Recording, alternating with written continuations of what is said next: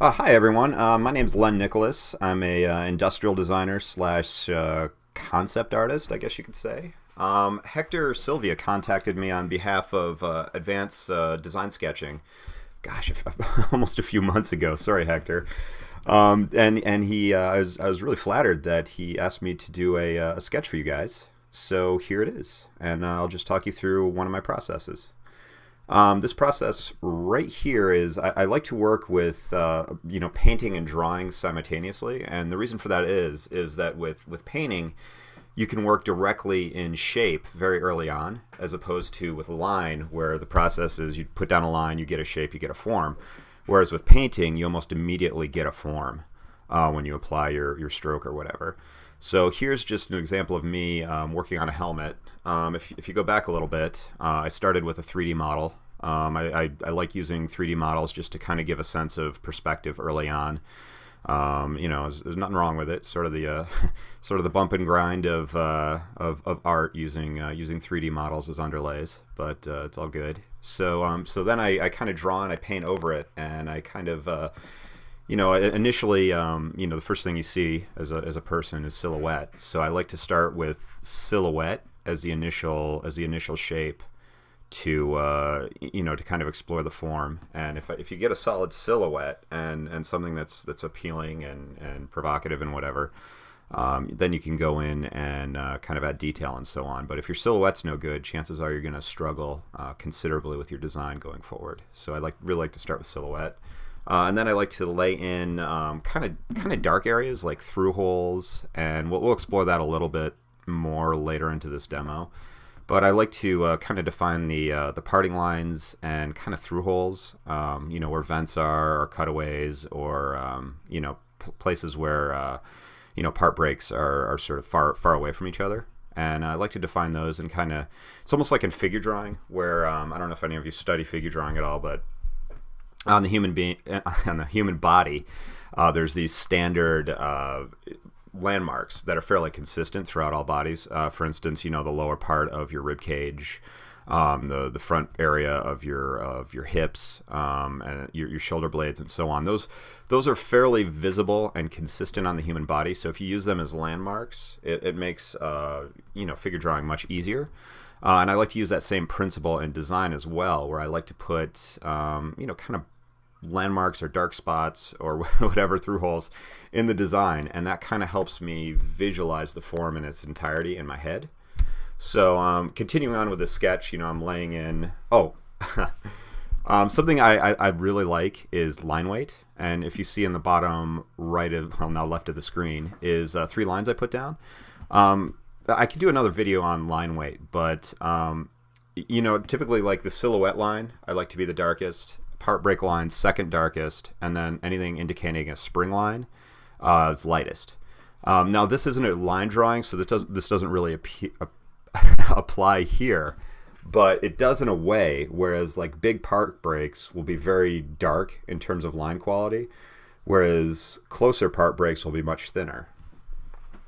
And that kind of helps describe the sort of manufacturing process that goes into the product that you're doing. Now this is a helmet for it's much more not as industrial design. It's more concept art, but the same principles apply. Where I think you, in fact, I do use this painting technique when I do straight industrial design work, as opposed to something more fantastical for a movie or a TV show or something like that. So you have to excuse me. I'm getting over a cold. That's why this is so late. Sorry, Hector. I intended to do this at the end of the new year, or end of 2016, but I got this nasty cold and it took me down for a little bit. So here we are. But yeah, I really appreciate your patience. But continuing on this, just drawing in some part lines and trying to push and pull. The beauty of combining painting with drawing is you get to kind of push and pull the elements much more subtly. Here's like a little skull that I drew, and just the holes in the skull define the skull, where you don't really need the outside lines. You just kind of need the shadows. It's sort of a lot of the principle I use in my design work is, if you have these through holes, they define edges pretty effectively where you don't really need to put down a line. And I'll show you a bit more of this later. But going forward, the painting technique as opposed to drawing, there's a lot more push and pull and a lot more exploration of form much quicker than you would just by drawing, particularly on paper. The beauty of these digital tools that we have now is really you kind of have a tool for any occasion. I mean, you use CAD to lay down complex perspective grids fairly quickly, whereas it would take you hours to lay down a perspective grid by hand, which is good to know. But now that we have these 3D tools, you can do it in minutes. So it's a huge multiplier to your productivity that you didn't have before. Another thing is that you can easily paint now using like Photoshop or Painter or other programs, so really you have this myriad of tools and myriad of techniques. And so painting, there's the 3D model again. Here's another thing. I'm kind of reiterating the perspective that was laid down by the 3D software, and what I'm using is paths to kind of set up a vanishing point and a a perspective grid. So that's just one way that the tool can help you out. Somewhere where computers are really strong is achieving the mathematics of perspective.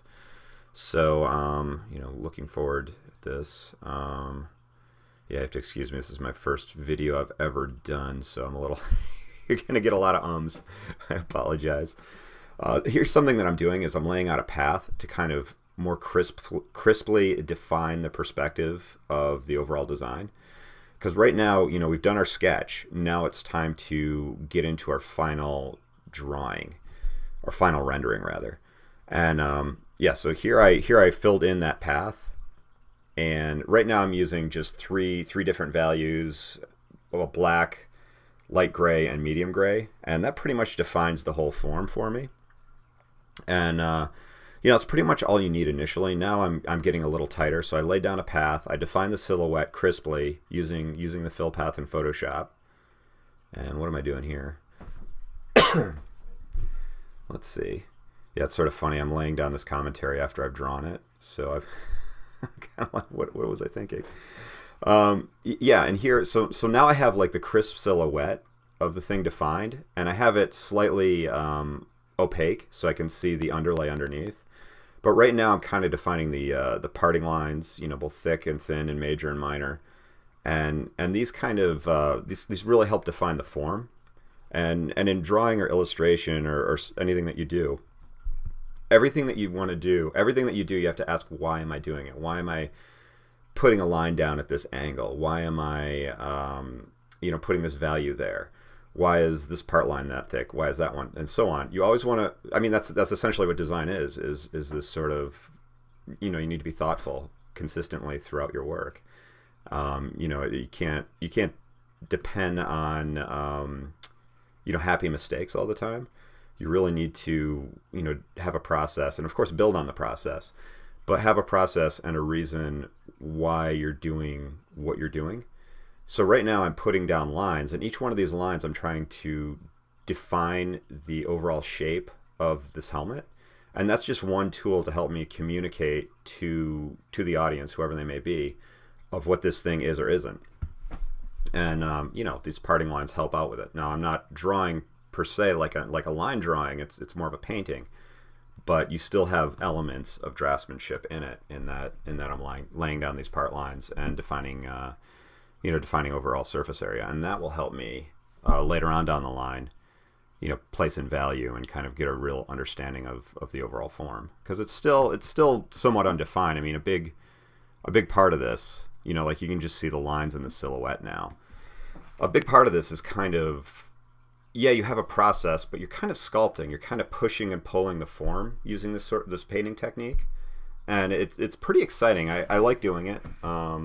With line work, actually with any technique, and I imagine with this technique I'll run into the same problem, and probably already have, is that your brain's like a record. It gets these grooves in it, and the needle from the record player gets stuck in those grooves, and you need to learn, you need to find ways to kind of pop out of that rut and kind of not be you. It sounds kind of weird, but you don't always want to be stuck in a style or stuck using the same shapes and so on, and you don't want the same look all the time. You always want to be growing and moving past it, and of course you want to be flexible enough to adhere to other people's styles as well.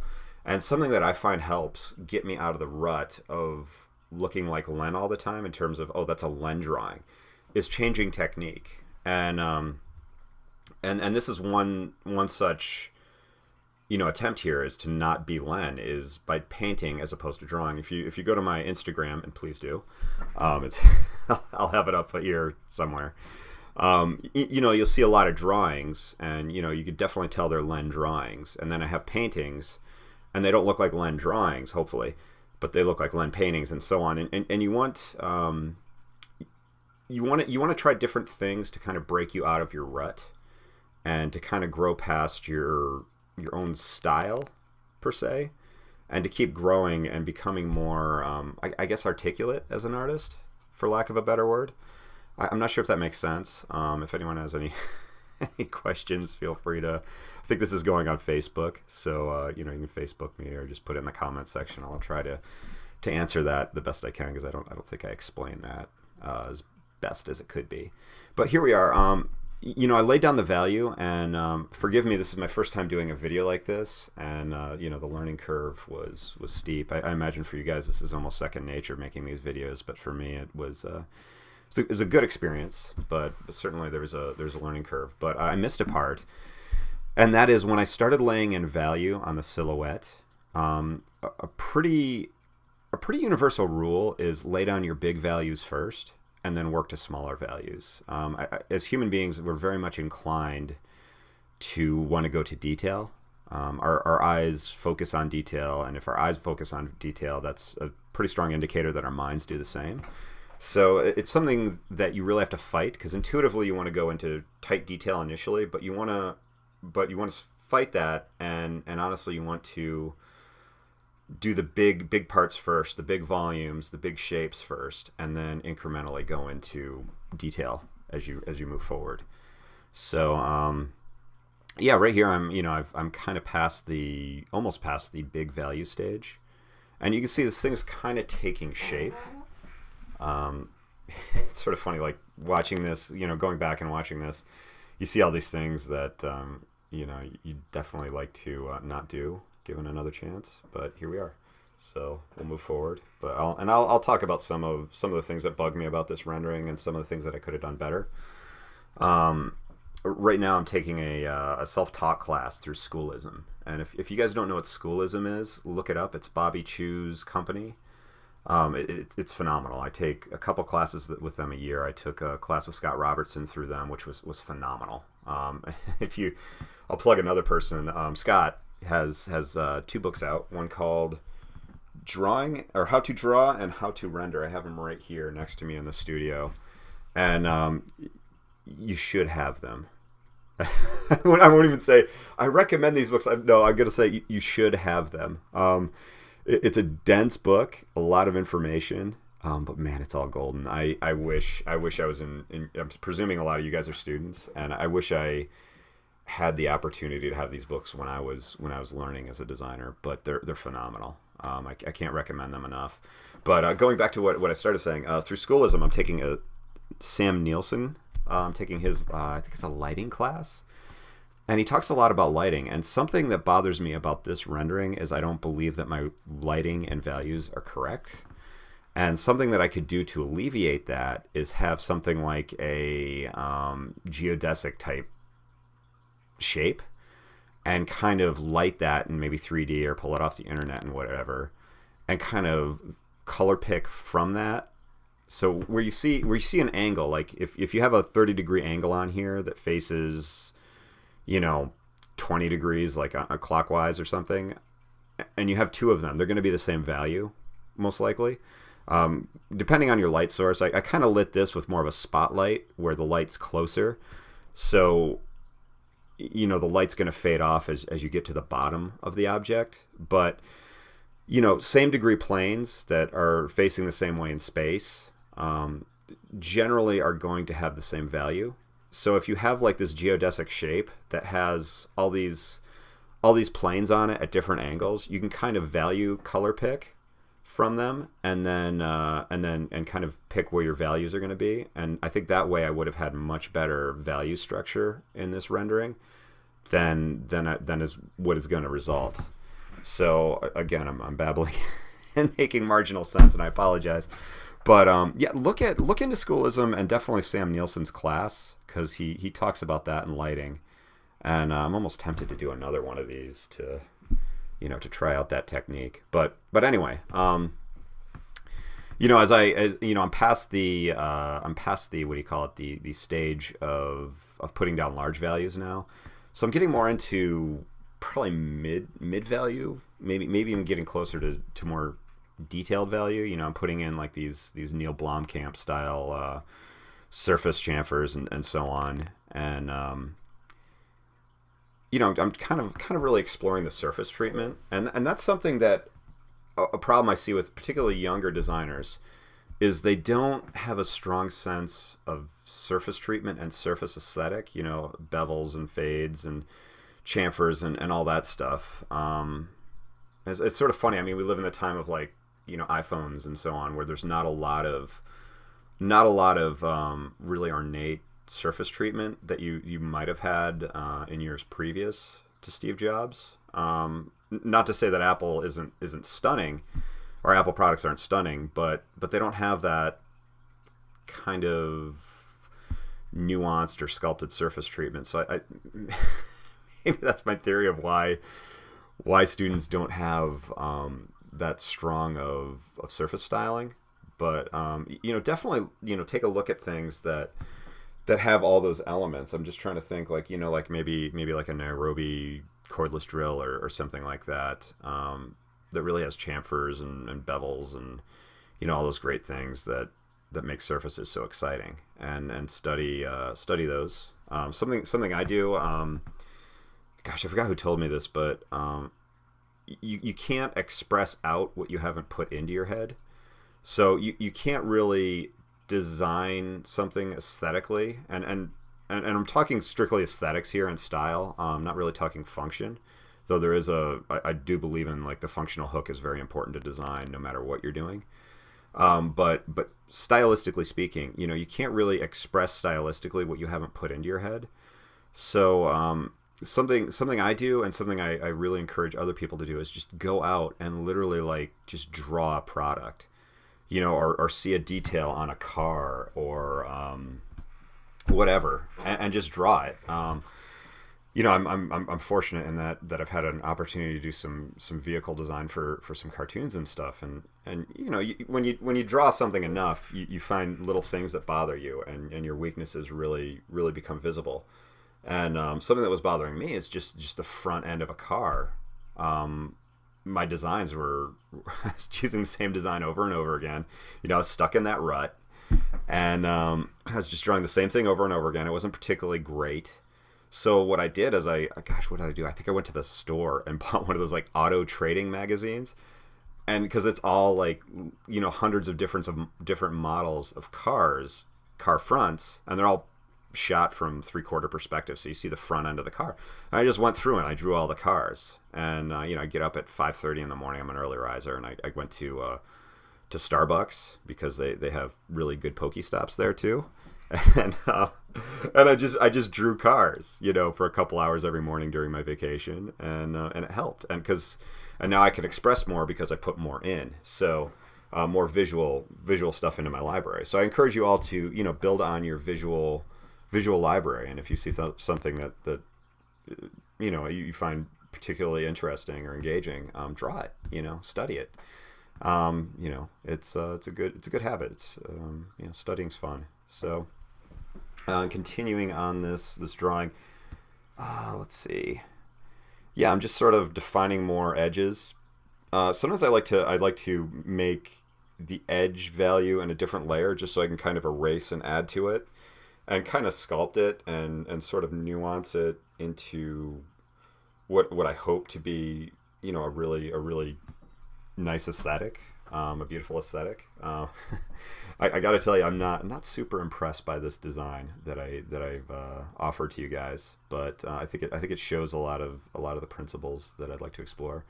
Yeah, here's something. If you zoom in, I put down some rivet, some fasteners, and the beauty of Photoshop, excuse me again, is you can adjust your circular brush to the angle and the degree of whatever the ellipse is, and then you just put it down, like almost just stamp it down, and it's pretty quick.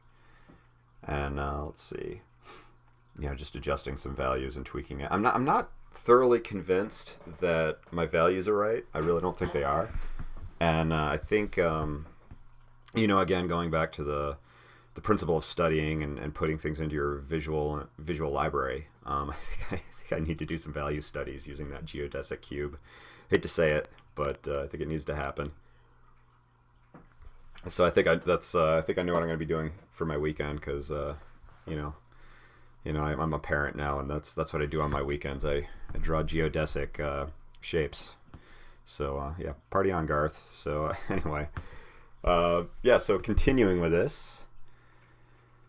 Gosh, what's there to talk about? We got we only have a few more minutes left, so we're almost done here. I'll be exploring some other things. Oh, yep, here's the rivets going in, and there's it's just quick. A lot of this is very abbreviated work, and with sketching and visually communicating. Different deadlines require different levels of work. Typically, the level of work, I work very quickly, and that's not to slap my back. It's just to it's just a necessity of the industry I'm in. It requires a great deal of speed. It's very very crazy deadlines. I find it fun. Like sometimes I'll have a client call me up with just like this absurd deadline, and I'll be like, "You're out of your mind." Let's do it. Sounds like fun, but it's just madness. But it's fun. I like it. It suits the style of who I am and what I do very well. But yeah, typically I work very fast, and knowing how to abbreviate shapes and abbreviate in communication is super important. Like, you can't always be very what is it, straightforward in your designs. You can't be I just dropped a word that I wanted, but you can't be consistently literal with your designs. Sometimes some information is more important than others, and you want to focus your information, or you want to focus your time on the information that's more important, and then as you